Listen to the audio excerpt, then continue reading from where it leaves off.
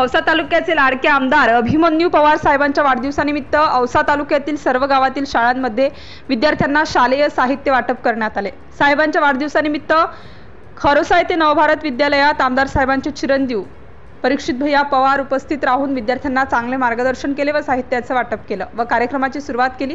कार्यक्रमासाठी उपस्थित मान्यवर खरोशाचे प्रगतिशील सरपंच प्रशांत साहेब डोके, शाळेचे मुख्याध्यापक स्वामी सर तसेच कृषी उत्पन्न बाजार समितीचे शेखर तात्या सोनावणे, अशोक खरपडे सर, संजय पाटील सर, ग्रामसेवक राजकुमार तोडकर, अजय साळुंके तसेच गावातील तरुण वर्ग मोठ्या संख्येने उपस्थित होता।